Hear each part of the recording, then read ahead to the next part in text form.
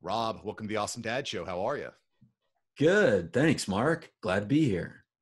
Great to have you here. I've been watching your story unfold here over the past few months, but you've been doing this a long time. So I'm curious, Rob, what got you into blogging in the first place? So, if we go way back, my blog started on another platform. At the time, it wasn't Google owned. I started on Blogger. And I started just because some other guys that I really admired had started blogging. And I found Blogger. I set it up on Blogger. Blogger got gobbled up by the Google machine, and then I moved it to WordPress. And so I've been going since 2003. Awesome. And so you got into it because you saw other people and you're like, okay, I want this release.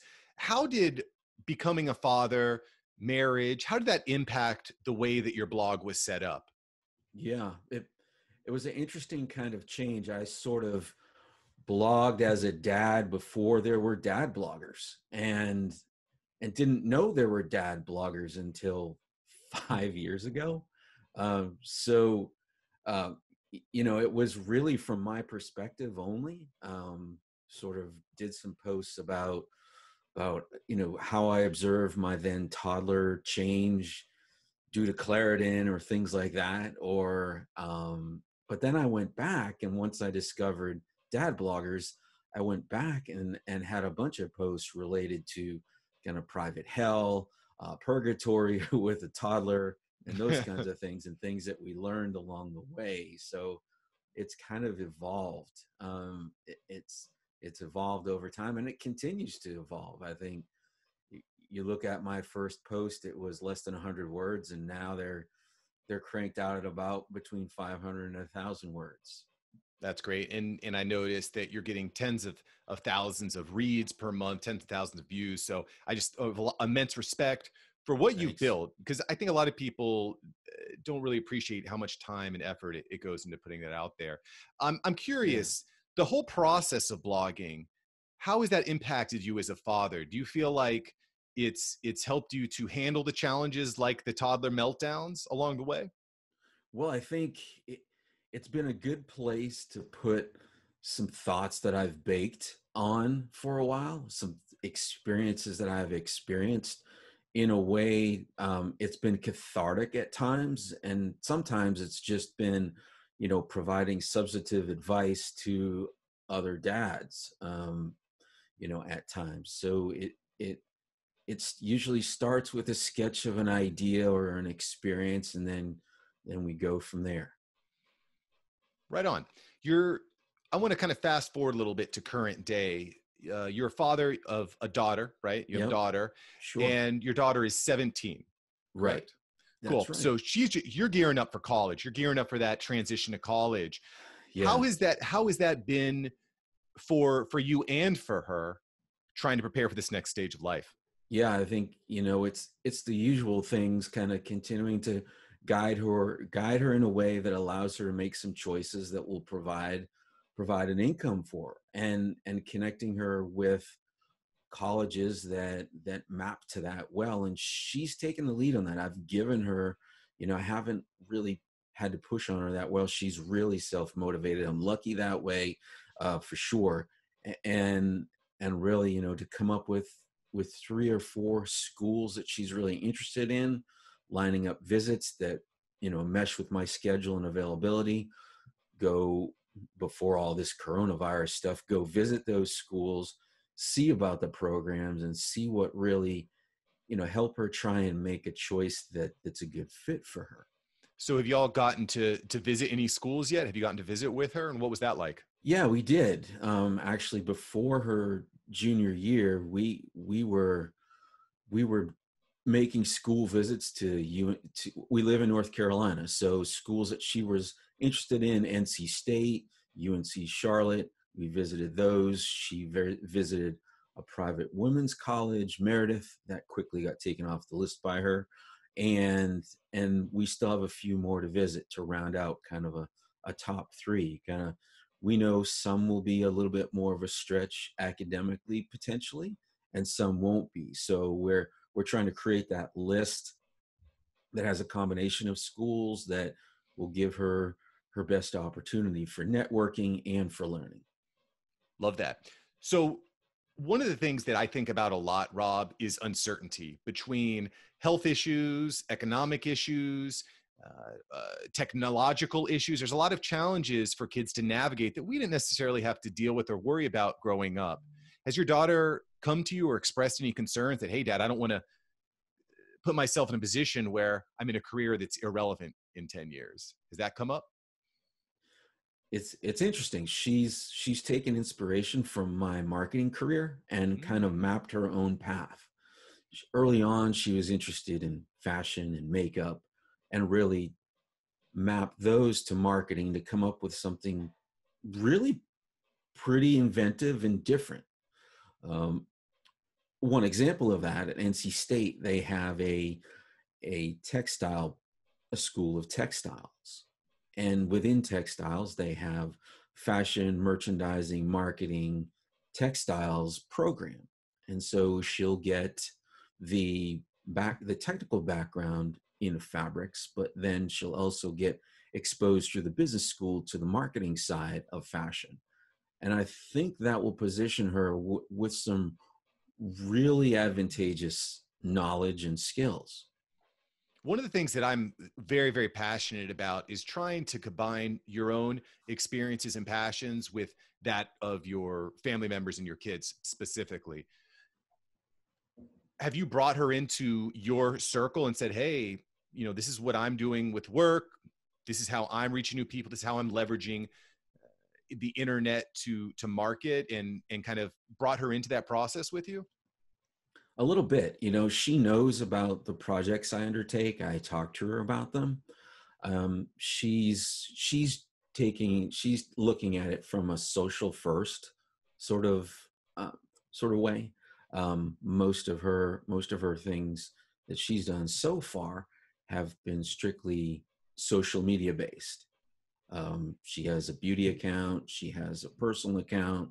She even started a marketing account um, on social media. So she's taken a social media first um, way of it, where I do kind of a website and social media, but start with a website or web property, because I think that's going to be your home base. Everything else is rented land. We're sharecroppers on Facebook and Instagram, Snapchat, TikTok. Those sites can be taken down in an instant, Yeah. and what are you left with?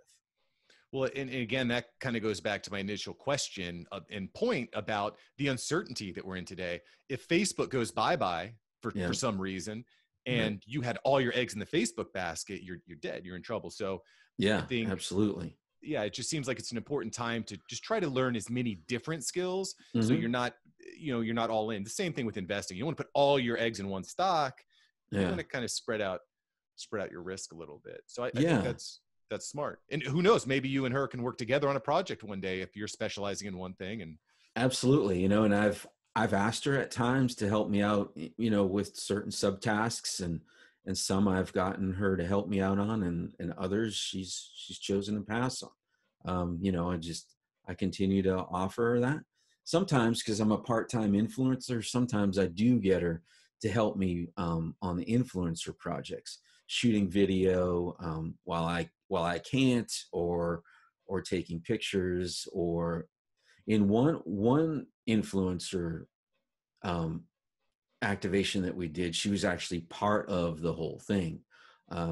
It was one for a DIY app that's no longer active, but walked her through kind of car maintenance via this influencer activation for this app. So it was kind of two for one. She learned something about car maintenance.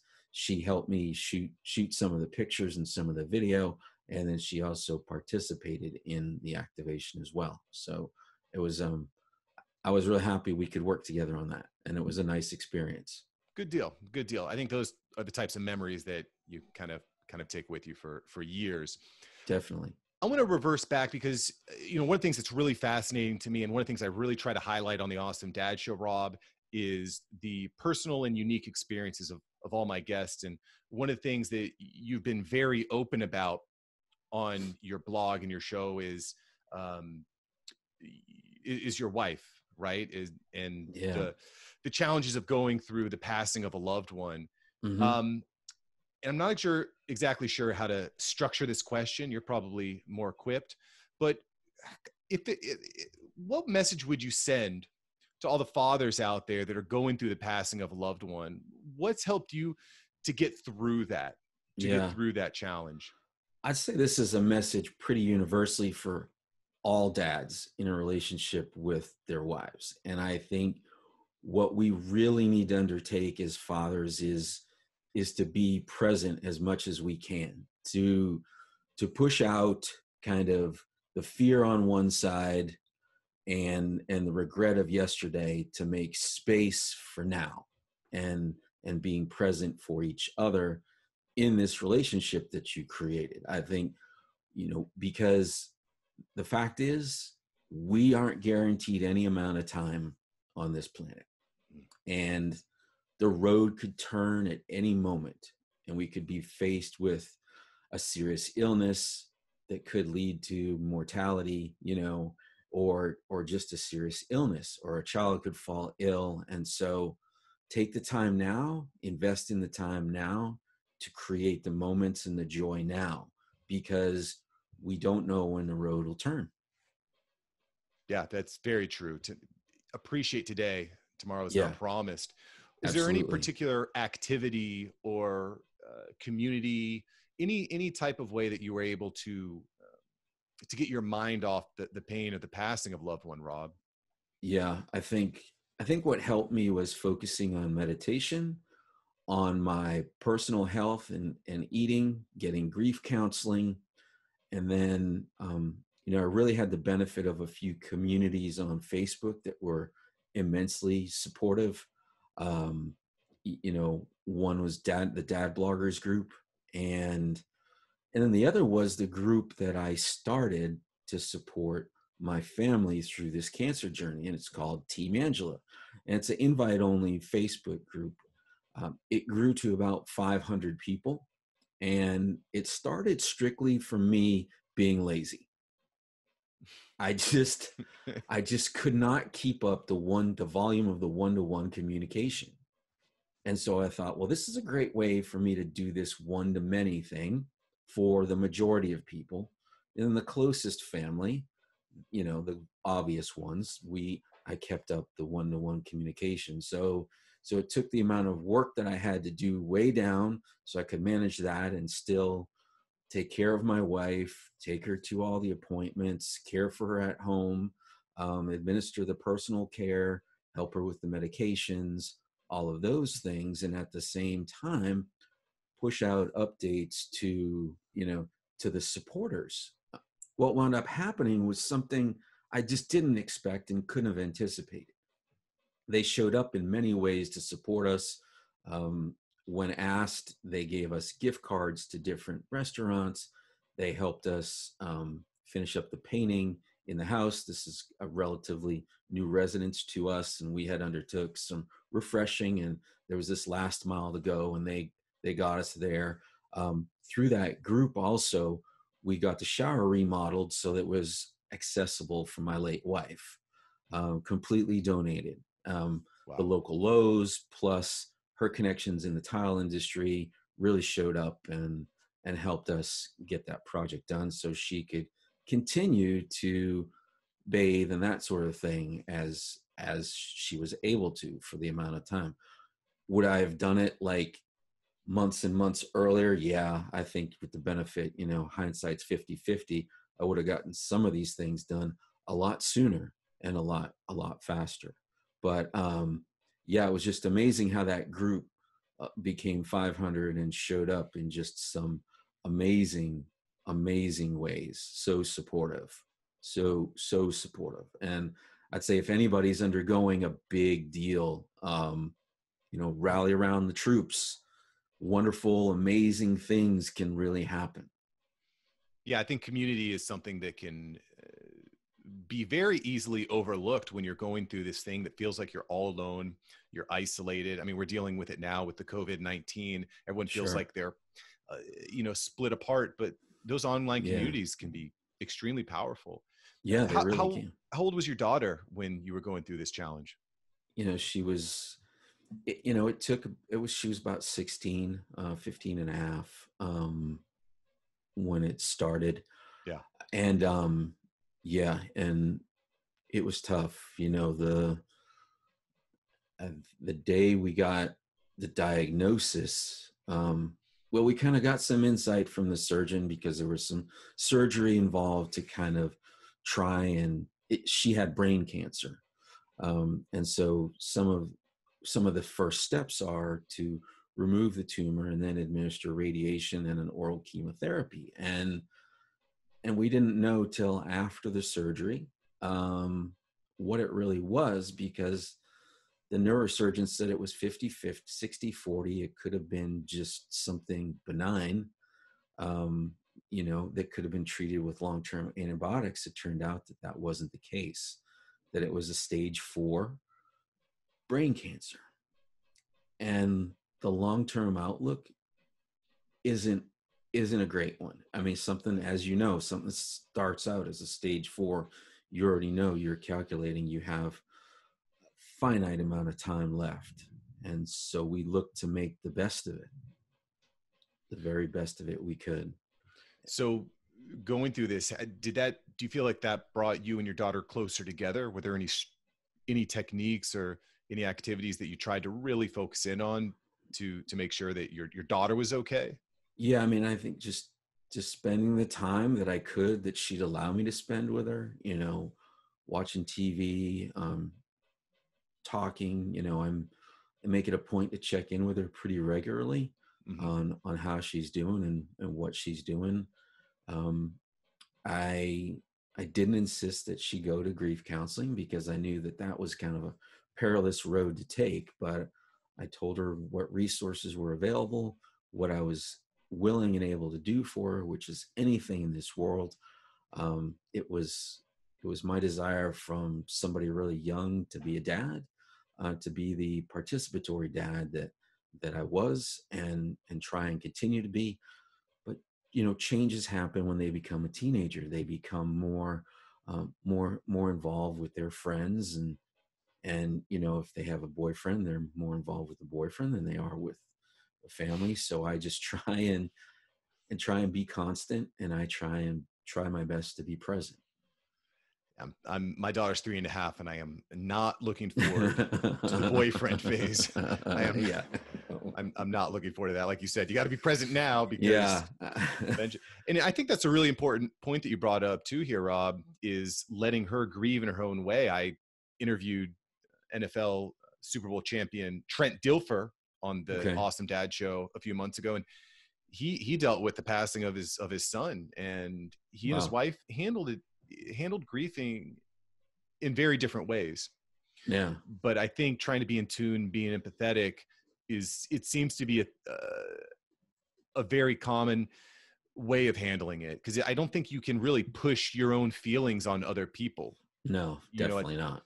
is that something that you maybe tried at first, saying, "Hey, you need to grieve," or were you very open and let her kind of find and navigate her own way through Yeah. this I mean, I challenge? was I was very aware that people navigate grief differently, and that because of their own development, adolescents might delay grieving, um, Mm, for a number of reasons. Part of it is that what I've come to understand is they're much more inwardly focused. That requires both an internal and an outward focus, to maximize the benefit on, and they might not have the ability or willingness to do that right off the bat.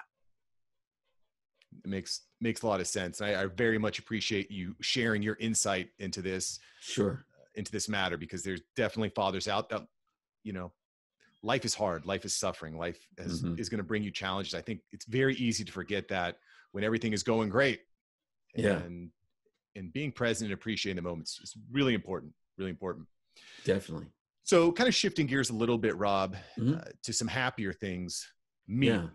meat Talk to Meat. me about meat. Why is meat so important to you as a father? What do you love Yeah. about meat? Yeah, so love to barbecue and cook outside.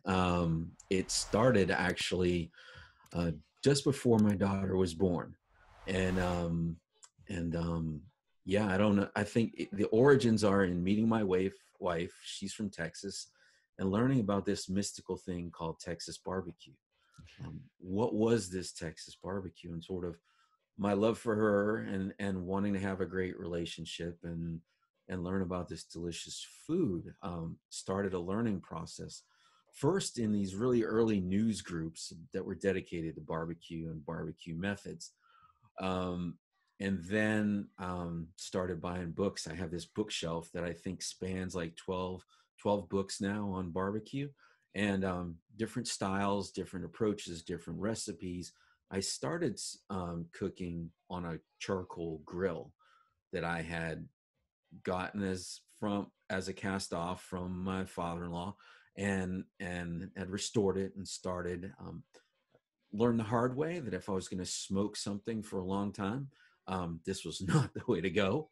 Right. And I think I really revel in creating something delicious, seeing people enjoy it, and being part of that process. Really digging into the whole cooking thing. I will say, if you can cook outside, you can cook inside, and if you can cook inside, you can certainly learn to cook outside. So correct me if I'm wrong here, Rob, but you got into cooking and smoking meat because you wanted to connect with your wife on a deeper level. Am I hearing you right there? Is that what Yeah, got you into it? absolutely. Yeah, I think wanting to bring her a taste of home, because we had at one time lived in Texas and then moved to North Carolina. And the first time we lived in North Carolina, there was no Texas barbecue. So I began a study of the methods and the cuts of meat that were involved, and really how to do a decent job. And I continue to learn, because even as late as just a couple of years ago, I can say, I finally nailed my ribs. My ribs, it's repeatable, it's delicious, and people like it. So all those factors come together. I know I've got it good. Well, I love that. And I do want to say that finding ways to connect with your spouse and give them the love and attention they need is it's absolutely crucial. It's absolutely crucial, kind of like you did Yeah. with your daughter and bringing her into to marketing and sharing your Hmm. insight there. I need a pro tip here for any newbie barbecue dads out there. What's Yeah. something they can do, small thing they can do or tweak to really step up their rib game? What can we do? So your ribs shouldn't be direct grilled. They should be cooked in a zone offset somewhere. So if you only have a grill, a propane grill, leave a couple of the burners on, but leave a couple off, and then get a full packet with some wood chips to create some smoke. That's going to level up your game. I think when you're direct grilling, you need to realize also that you've got a medium setting.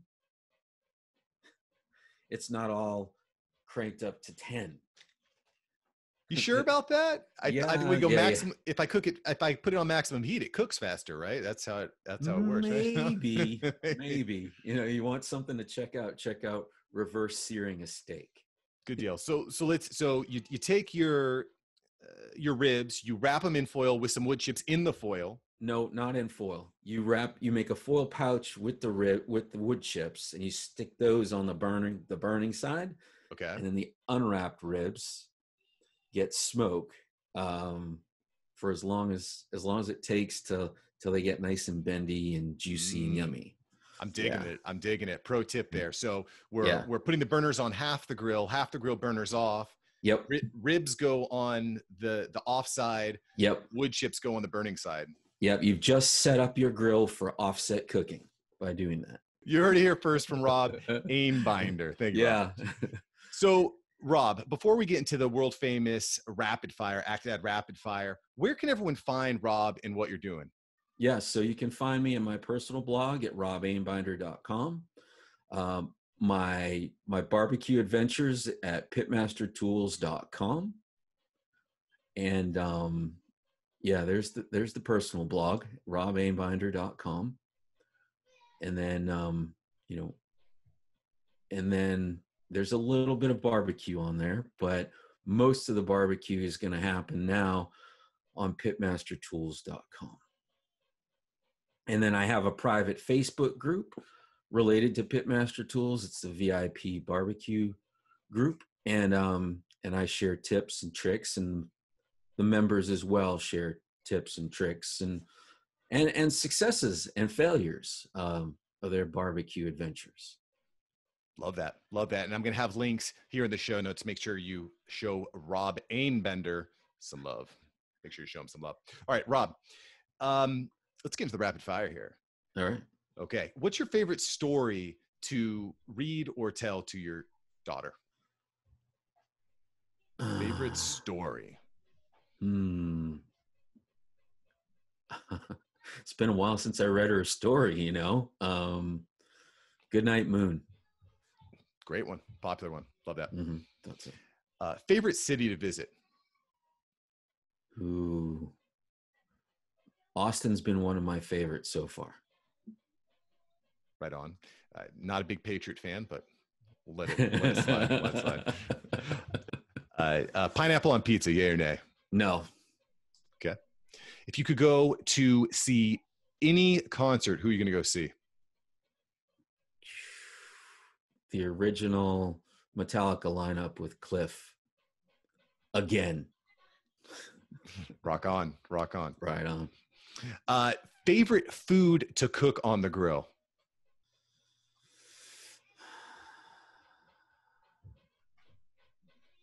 Ribs and brisket are tied.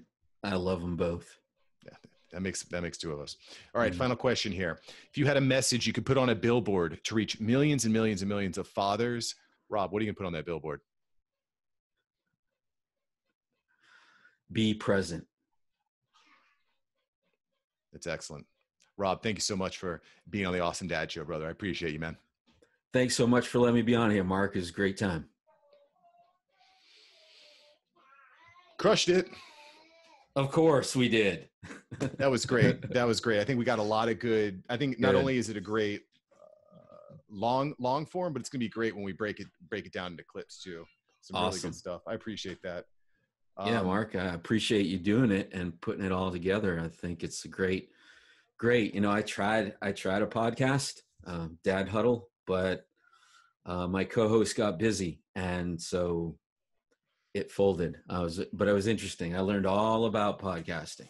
I mean, I think from a marketing standpoint, like setting up a podcast, learning how to promote it, reach people, connect. I encourage everyone I know, start a podcast. Mm-hmm. It's not easy. It's a lot of work. Yeah. But you're going to learn all the crucial skills when it comes to building a brand and marketing. So definitely. It's been a lot of fun. I got some great interviews lined up, and definitely appreciate you joining me here. Happy to join in. Yeah. So this should go live here within the next few weeks or so. Awesome. I'll let you know. It'll be on YouTube. It'll be on podcast.